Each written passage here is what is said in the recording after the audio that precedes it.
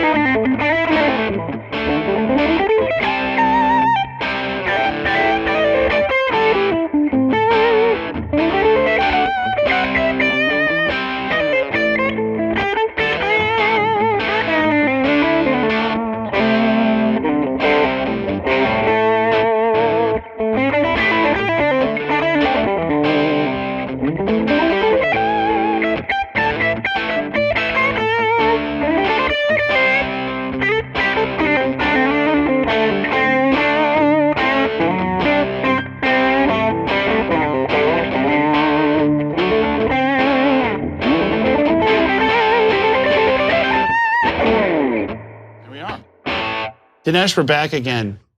And I believe this is the 12th Epiphone signature model we have done in as many years, since 2013. Bravo, my friend. Thank you. Do you know how the whole thing started? No. Complete and utter spite. Okay. I was in the UK at a guitar shop, which is pretty much standard behavior for myself. And I noticed that there was an import model called Vintage, and it's they do knockoff Les Pauls, and they had two of them. They had one that clearly had the pickup turned around and was like a Peter Green clone, and they called it something clever, you know, the Fleetwood. Nice. You know, oh well. The Black Magic. Yeah, exactly. Yeah. And they had a jazz and blues model, which was gold and had mismatched knobs and black parts. Okay. And I bought it. It was 300 pounds. And I stuck it in a gig bag. And I brought it to this location, kind of where we're filming here in Nashville. And I showed it to then president of Epiphone, Jim Rosenberg. Okay. And I said, these guys over in the UK are having a lot of fun selling these jazz and blues models, and I want in. Okay. So we did the first Epiphone Gold Top limited edition, 1,500 piece, and we have been doing them ever since. So we're almost at, like, I think this will be 18,000 guitars once we get done with this. That's amazing. And never thought we'd get this far. And you know, this year's model is based on two guitars that I own. Yes. From 1955, and they just found a third in Copper Iridescent. And you know, I don't know how the camera's going to perceive this, but if you start twisting it, it's like one of those like new cars that change color. Very subtle. It's great. And it looks brown, and then it looks copper, and they did a really good job tracking down the original paint color and doing these brown ones. And they're based on two 1955 Copper Iridescent Les Pauls that I own. One came out of I believe Minnesota. The second one came out of Yuma, Arizona.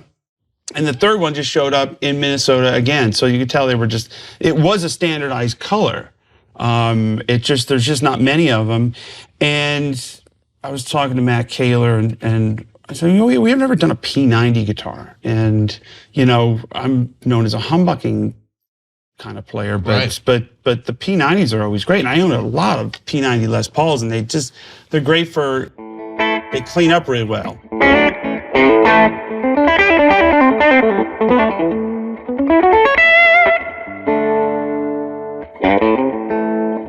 You know, it's weird. It's almost like the P90 is like the underdog pickup. Like, it's not like, I don't know, people don't think they can rock out with it enough, or it's Well, like it's powerful enough. You know, Leslie West did really well with them. Yeah. Charlie Starr does really well with them. Does. Jared James Nichols does really well with them.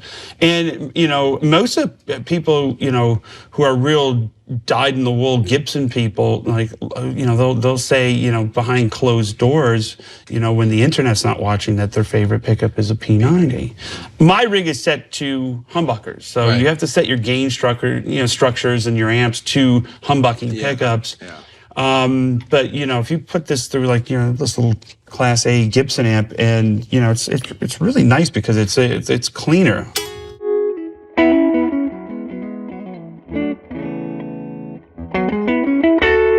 Yeah, that little sparkle on top, the humbucking pickup doesn't do.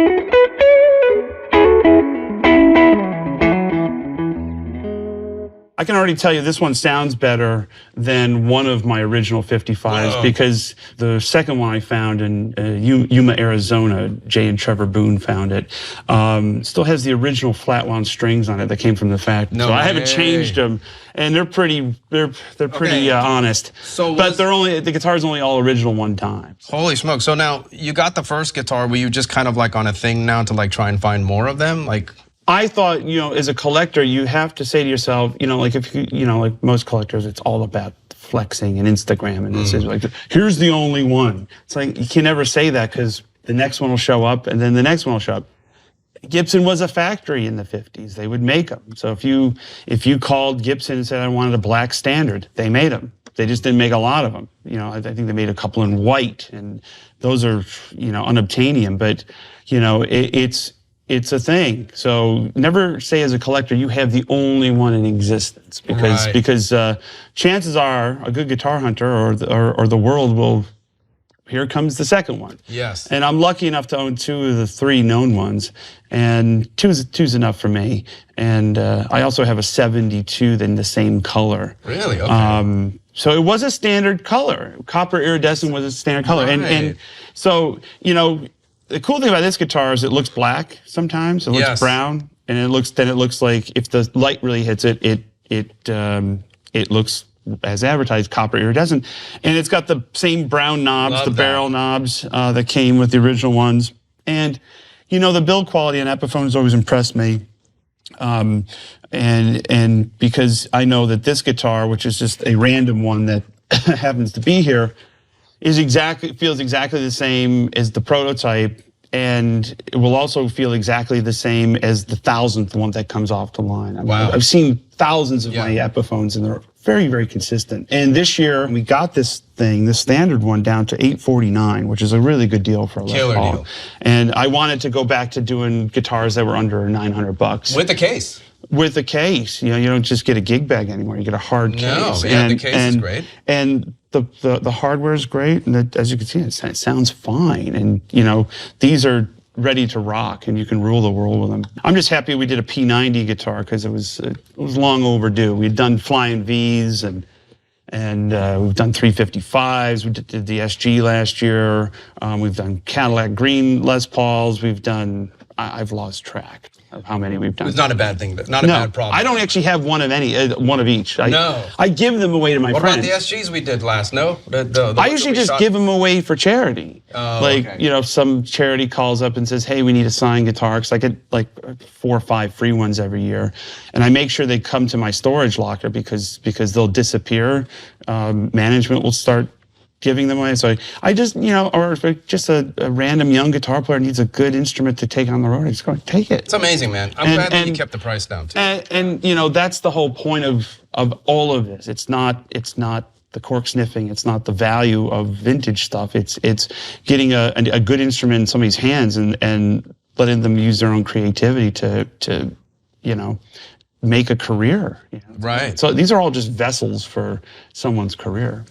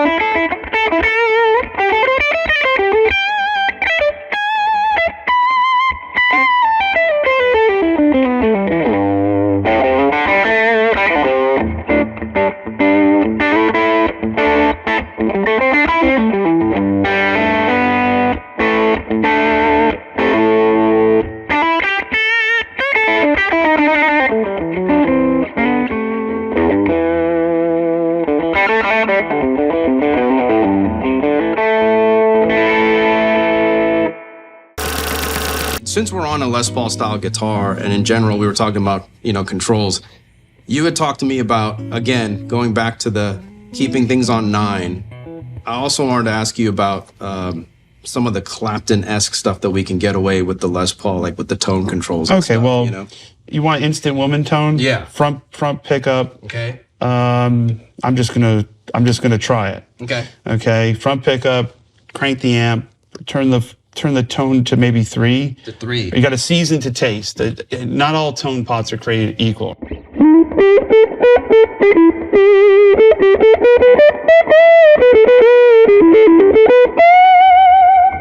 And, I would probably add a little tone in it.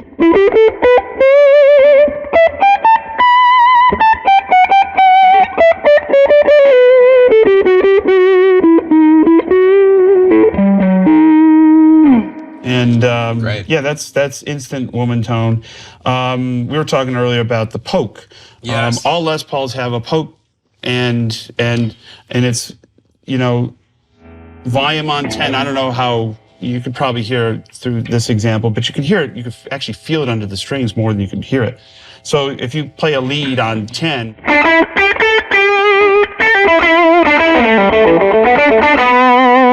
If you roll it back to like 8.5 or 9, you'll feel a little, you can just do it till you hear it.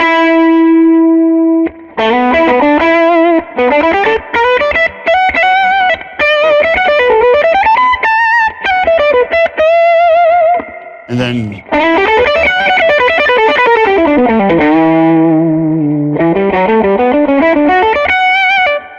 it gets rid of a little bit of that 2K poke. Yeah. And it depends on the stage you're playing. Some stages are really dark and you need to go all the way up, but some stages are really strident and you're on a, you're just trying to dump high end out of the guitar, and that's a good trick to do. And then obviously you can use the tone pot that comes free with the guitar.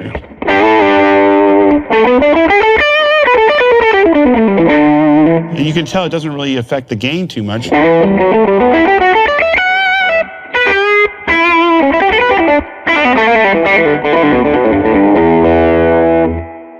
I find myself these days soloing live with probably on 9 most of the time. Wow. And it's just I keep turning things both on the amp and most importantly on the guitar until it clicks in here. It's like, this is the sound I hear in my head. Yes. And there's no right or wrong. It's just what I hear and what I feel under the strings. And, if you have an amp that's too compressed, sometimes they get too squishy and you're like, man, the recovery rate is really, slow.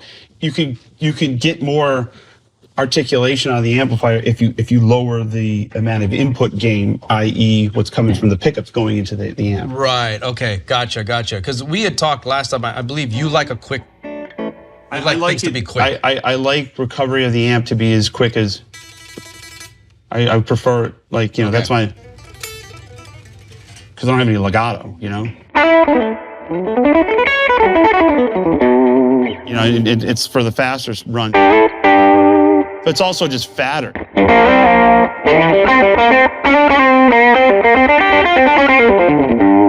And you hear the notes more articulately and you can slow things down and, actually, create more impact from just those little things. Well, I guess every note is also getting a hit, right? Every note's getting a strike from the pick. Yeah, so every note's got like a full force, and then you can control and it's not the amp's not collapsing and then recovering, collapse, recover, because it's a tube amp, so you're dealing with these kind of waves.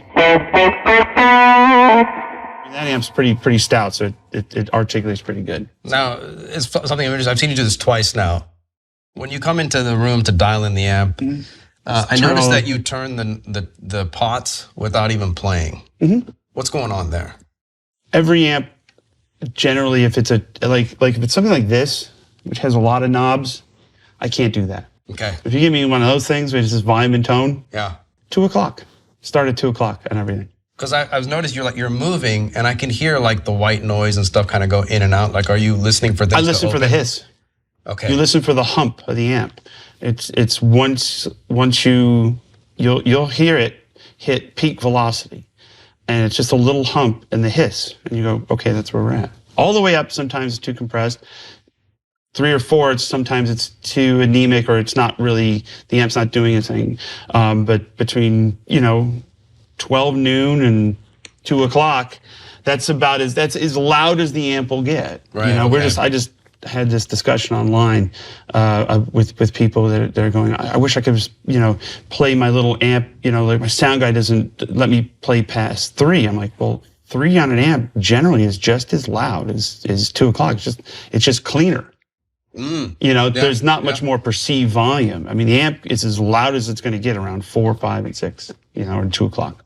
We might be saving the ears of many music stores across America by just turning pots now before we plug into a guitar. You might have saved ears across America. Right? I don't believe in that. I think in-ear monitors do more damage to ears than actually just cranking the amp and being away from it, because it's just like having all you can't get out of it. It's just directly to the eardrum.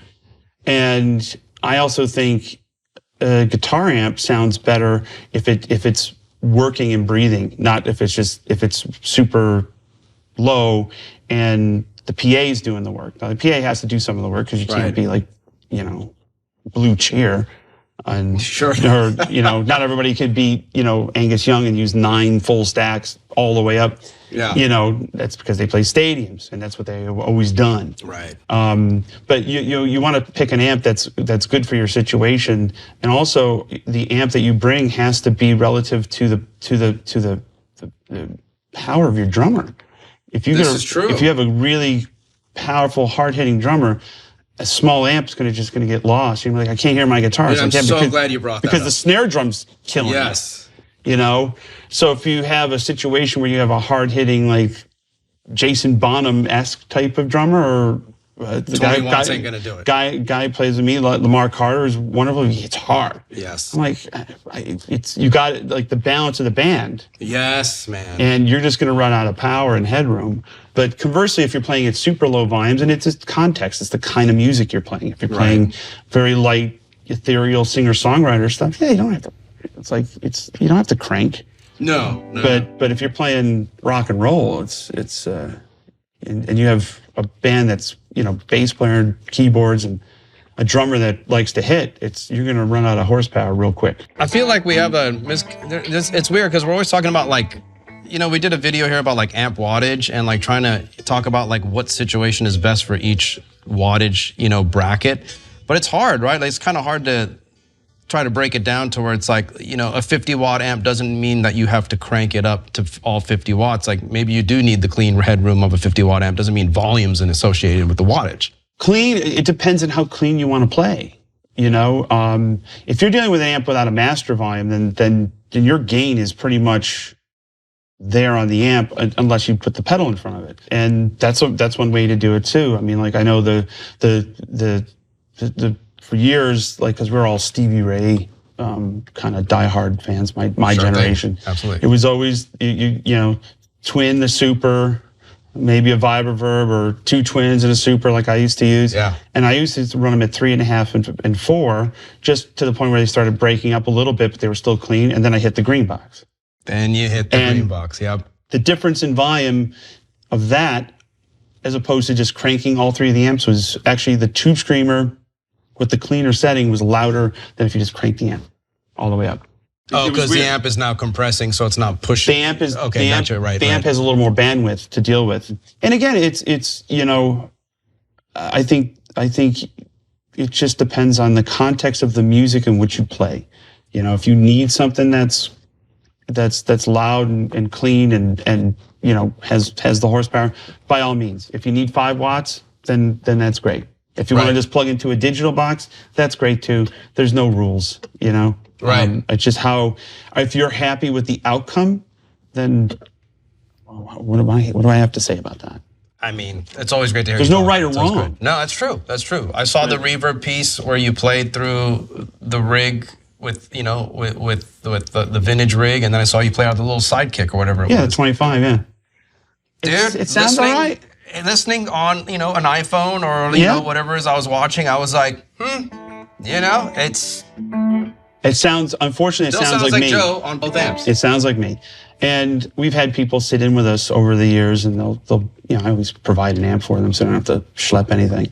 But sometimes they'll show up and they'll bring a deluxe reverb, and I just go like, what are you gonna do with that? And they're like, well, I don't know how loud you play. I go, dude, I have 7 amps up here. Yeah. It's 115 where I stand. Let me get you a twin. Yeah, son. let me go grab something for you. Let me grab you an 80 watt, you know? And, you know, but, you know, growing up, we go show up to the clubs and back in the 90s and being like, is one stack going to be enough? Sure. You know, try showing up to the Basement East with a full stack. 412, yeah. Jared used to do it. Yeah. But, you know, the sound man's going, oh, it's like, you know, my opinion is to a sound man, be like, do not prejudge a group. It's like, let them set up and play and just see what's naturally coming off the stage. And some groups just blend themselves wonderfully with a big amp and a SVT and they're a power trio. You have to put the power in the trio. Yeah. You know, it's like, no, we'll just back it down, way down, and I'll put you in the wedge and I'll control the dynamics up front. It's like, no, you don't know the music. Right. You know, and bless my guy, you know, Mike L's been with me for a long time, and he somehow takes, well, now 11-piece band and keeps it just under 100 dB in the front row, and you're just like, I don't know how you're doing that, man. Because Wow. But we have the shields and we play loud and and the wedges, and it's all about headroom for me. It's all about, like, you know. And the shields are more for are the shields just for the front row or for you, or it's for me? It's for you. Well, the shields, if I don't have the shields, it's suicidal. No kidding. I've had them fall over like on an outside gig. Holy smokes. Okay. And you're like, whoa, that's coming in hot. Gotcha. That's like jet aircraft kind of volume. Oh, that's But right. everything I run everything at peak velocity. You know, the twins are at 9.5. You know, the Marshalls are as loud as they go. The Dumble stuff is as loud as it goes. You know, it's just not cranked. It's just up around, like we said, 2 o'clock. Where it opens up. And where it opens up. That's great, man. It's the hiss. That's fantastic. Listen for the hiss. Listen for the hiss. That's awesome, man. Something special? There's a belt on the guitar case, Joe. What's going on? All right, well, this is a replica of what I picked up in 2015 from Norm Harris at Norm's Rare Guitars. And we've done an Epiphone version of this guitar, and there's been talk for the last now 6 or 7 years about doing a aged Murphy Lab custom shop, like Mac Daddy version of Amos. Oh, great. Okay. And when I got Amos from Norm, it had a belt on the case because the latch on this side was gone, and these cases are not, you know, the latches can come loose, and then you don't want your Flying V just kind of falling out. Sure, we don't want that, no. And it became a thing with the belt. Really? And both of my Flying Vs have belts to keep it. You know. Really? Okay. Yeah, but there's, you know, a friend of mine, my friend Chris in Las Vegas, he likes vintage clothes and stuff like that. Apparently the belt is actually a very cool vintage belt. I said, but I can't give you the belt. It goes with Amos's case. Yeah. This one here we've been working on for about 1.5 years. Okay. And I've been playing a replica Amos on the road for about 1.5 years. Okay. And the custom shop did it, and it's great, and it's every bit as good of a Flying V as something old, except you don't have the liability of bringing out literally a unicorn guitar. It's a one of a kind because of the story with Arthur's music, how it was lost, how the photo circulated with Amos Arthur in the store with this crazy look on his face going, this thing sucks, you know, and then, you know, and how it was sold and disappeared since like the 70s, and Norm had it. And it was the guitar was in Spinal Tap. And it's in the Ledger, which not all the Flying Vs are in the Ledger. And I spent some time with Ernest Tubbs' guitar player, Pete Mitchell. We figured that out. because when Pete unfortunately passed on a few years ago, his widow posted a picture of him playing a Flying V with a big chunk out of the skid plate under the bottom. Like, well, and it's got a black guard and a white input jack, and the grains kind of match up. I'm like, well, there's your guitar. Yeah. And he apparently bought it in 1959 or 60 because it did sit at Arthur's Music for several years, and played it with Ernest Tubb. And then by 1965, he had traded the V for a Gretsch Country Gentleman. Whoa. And probably thinking he got the better end of the deal. And the guitar's history goes completely silent until about 1973, 72 or 73, and Norm bought it and he stuck it in his stash. It was the last Carina guitar he kept, and he sold it to me in 2015. Wow. So Norm's excited because he's already ordered one of these. Yeah. And there's going to be a very limited amount. They're not cheap, but nothing nice these days is cheap. Right. And this one, an In-N-Out hamburger is $20. I mean, but it's nice. But it's nice. You can't have nice things, and it can't be cheap. You know, I know there's going to be the blowback. Wow, blah blah blah. The price. It is what it is. If you want something they work very hard getting these things, down to the finest detail. Yes. It is a craft. It's a crafted guitar. Right. It's not an assembly line instrument. It's a crafted guitar that was made literally 3 blocks from where we're shooting this thing. And somebody worked very hard on this. And thank you to Matt Kaler, who insisted on sourcing the belt and a few of the Nerdville tag, which those come, well, that's whatever. And that belt is like, you can take that belt off the case and wear it if you want. Yeah. Right? Like it's a straight up belt. It's a straight up belt. This is amazing. So, and you don't do unboxing videos. This is the closest we're going to get. Nah, I think that's for This is you just opening up the case, which I'm excited about. All right, let's see what we got. This is awesome. You know, my least favorite thing to do in the world is unbox a guitar. All right, so the original one that they made a couple years ago wasn't they went off pictures and didn't have the source guitar. This time they had the source guitar for a while. And so Amos was in Nashville for a good 6 months. Oh, right, and this is where we go ahead and scan it. And they scanned it and they had it in hand. So the original one that they built for me, just because they were just nice people, and I asked for one, is they just did it off a photo. So this one is really, truly the proper color of the original guitar. And, Amos has this really unique, some of these Flying Vs. Pete Townsend had a V with a black pickguard and a white jack plate. Yeah. It is a very unique thing. And they even recreated the chunk out of the thing. That's how we figured out. Wild. It was Pete Mitchell's. Was because it had this chunk missing. And you're going, well, how many of these can there be? It's not a common thing for this thing to just fall out. Yeah. And, even down to the details where they get the little dip here and, and. So this is Murphy Lab aged. It's Murphy Lab aged. And very nice. And it's really, really nice. And, again, a human being did this. It wasn't done on it wasn't like, put into a computer and robots did it. So a human being has to go through and fastidiously not only scratch it in the same spots, but Flying V's check in a very unique way. They're like reverse chevrons. Yes. So they're all 2-piece bodies. So here's piece 1, piece 2, and they check like this, not that. And which is hard to replicate. So, and the fret's the same size as the one that are on Amos, and the little monoplaque. Yes, let's take a look at that for a second. So the monoplaque was an aftermarket truss rod cover that fit on Gibsons and Guilds, and they would sell them at music stores. Had no affiliation to anybody other than it was. Oh, so the music store would just put it on. Well, it was an aftermarket accessory that if you wanted to put your name on the guitar, you'd buy the blanks and then have an engraver. And so Amos Arthur had I want to say it's a ES 150 or 300 or something, kind of a jazz, single pickup jazz box, which the family still has.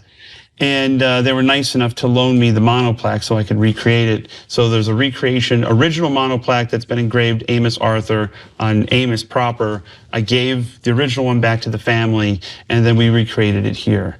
And I'm sure you can, if you don't like that, you can just put the other one on there. You can't do that. That's the one, man.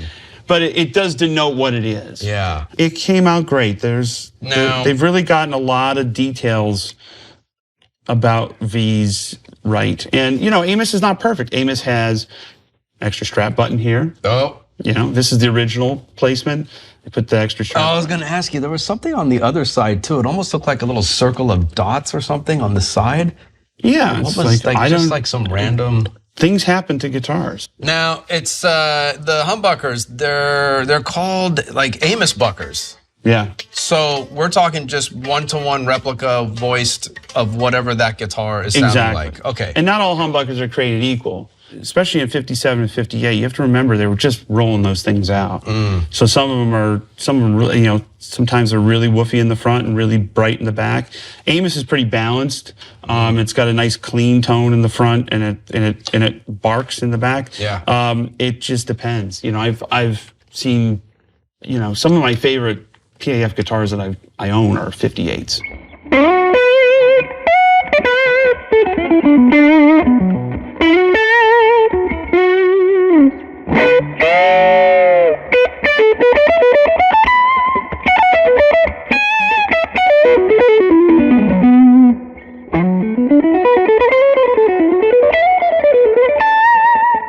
And when the Epiphones came out, I took one down to the studio in 2017 to show the lads we were making Reese Winans' record. Oh, right. And Jack Pearson was on the session. And he was checking it out and just loved the guitar. And he asked me, he goes, do you think you can get me one of these Epiphone Amos ones? I go, not only do I can do that, I can just give you this one. You can just take it home. Wow. And he goes, wow. I was like, do I owe you anything? I said, no, not at all. This is on me. You're one of the great guitar players that Nashville has ever produced. I said, just do me a favor. Just send me a video of you playing the bebop gig with the Flying V. There you go. 2 weeks later, I get a video from Jack, and he's swinging over changes like he's Charlie Christian, rocking the V on the bebop gig. And I go, if that thing's the coolest thing ever. That's great. So, man. you know, it's not just for Albert King and rock and roll, you know, but you have to understand that, like, you know, when this guitar came out, it was not a success. Same thing with the Explorer. Yeah. There's only about 100 of these, you know, real ones. Parents weren't wanting to buy these, you know, for the kids, right? It's a little too. You would have to have some forward-thinking parents to fork out and be like, it was $269 or $289 for this.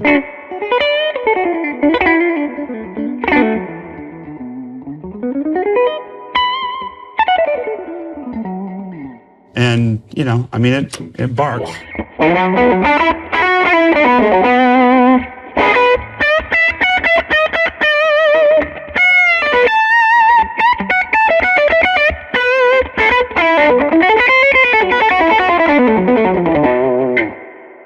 Amazing. Yeah, it sounds fantastic. It's Flying V. Like, you know, every time I only use the Flying V for maybe 1 or 2 songs a night. And when it comes out, the audience goes, oh, something cool is going to happen. He's got the Flying V.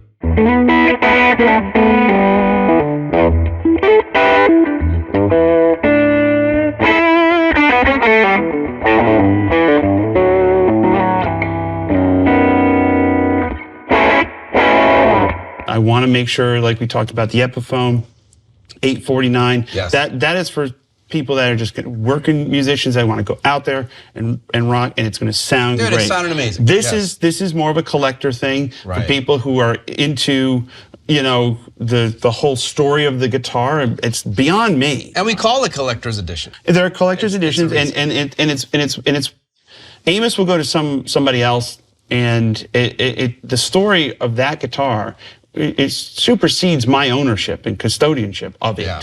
And it's a very famous guitar because of the provenance. Not many of these things can you trace back to the original music store that says, you know, May 22nd, 1958, shipped to Arthur Music in Indianapolis, and they're still open. I'm going to see Amy on Saturday. Nice. And Amy and Linda. And it's, you know, it's one of those things where it's part of this company's history, and it has nothing to do with my ownership or whether you like the way I play or not. It has nothing to do with it.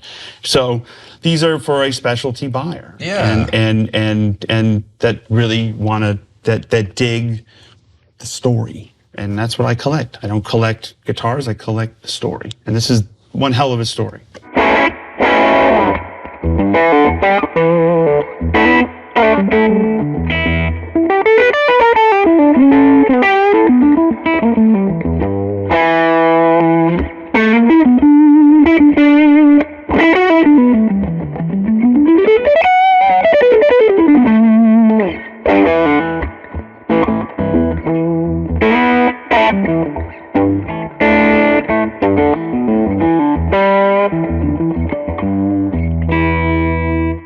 This comes with all the case candy, of course, all the goodness, the COAs, all that good stuff. It even comes with tags. I don't have tags for Amos. Yeah, I'll get... I've never even seen a Flying V tag, like in the wild. I've never seen one. Really? Yeah. So this, you'll get that? Yeah, you get a tag. They did it right. They recreated the case. You know, these cases alone are like a fortune. What are you hearing out of the V compared to like a Paul or something?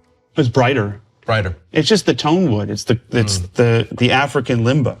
I like the layout of a Flying V more than I like an Explorer, even though Explorer is way easier to sit down and play. I was gonna ask you about that too, yeah. But when I play, if you're standing up and playing it, you know, I'm constantly on the volume knob. And the switch is right here. You know, Explorer, you have to switch positions. So you have to extend your arm a little bit and quickly. Yeah. I mean, it's a Cadillac problem. You're playing an Explorer, you know? Yeah. Be blessed. Yeah, totally. But just as a layout.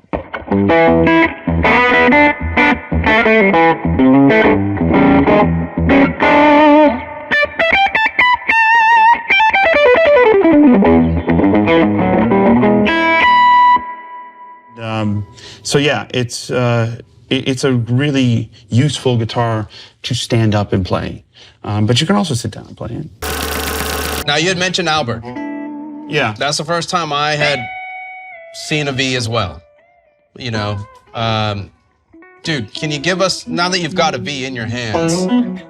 Well, you got to play in the style of Albert. Yeah. You know? But nobody can. As Warren Haynes says it best, he was the most immaculate guitar player of all time because nobody played like him before, and everybody copied him later. He was a drummer. Albert Nelson King. Albert Nelson is credited on Jimmy Reed records. That's a Jimmy Vivino fun fact. He played drums. No kidding. And then he became Albert King. But he played upside down and backwards, where he's the high strings on top, so that's a whole different way of looking at it. Yes. And he played an open tune. And it's just he invented something with the instrument that hadn't been invented, and he had those key phrases.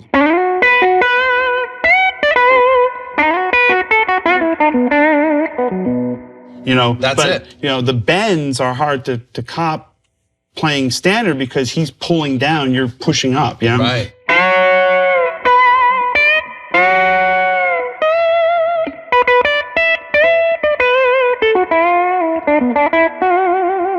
You know, Stevie Ray did it great. Eddie 9-volt does it great too.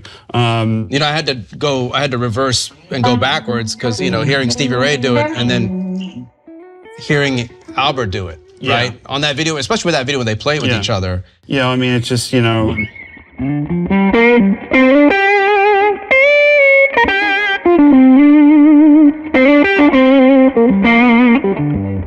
You know, he uses his thumb a lot, you know, but thinking about how he did that, everything's reversed. Right. So you're not getting, it's impossible. First of all, even if you did play upside down, it's impossible to just totally cop that. But another thing with Albert was just how effective those fills were. You know, I mean, and there wasn't many of them, but they were damn effective. Now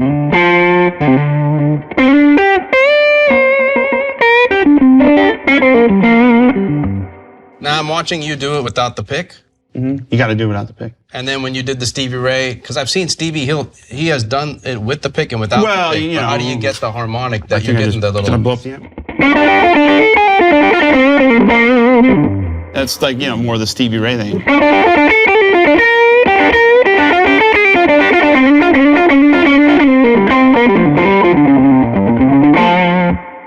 But well, Albert's like,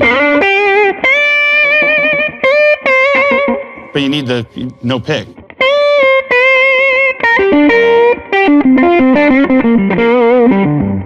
So it's a lot of not dating in high school to come up with this shit.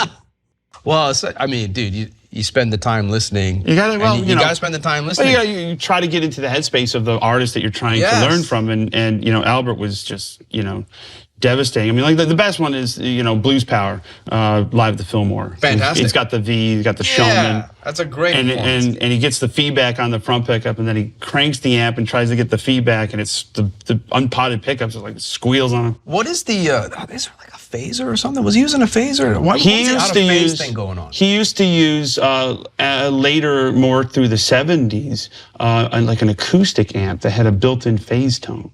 Oh, solid state. Gotcha. Acoustic. Okay. And then by the end of his career, he was using a Roland Jazz chorus. I just realized, you know, like wow. Most of your blues heroes, it's really important to realize that they didn't care what they played through. It wasn't a thing. Yeah. It wasn't, you know, BB loved the Lab series. Yeah. He preferred that, but I've seen him use twins and whatever.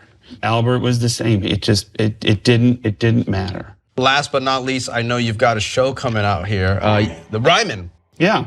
Is it this Sunday? This Sunday. Fantastic. Yeah, we do it once a year. That's great. It's Joe B's Walk to Work Day. And we'll have the 7 amps up with the shield and all that.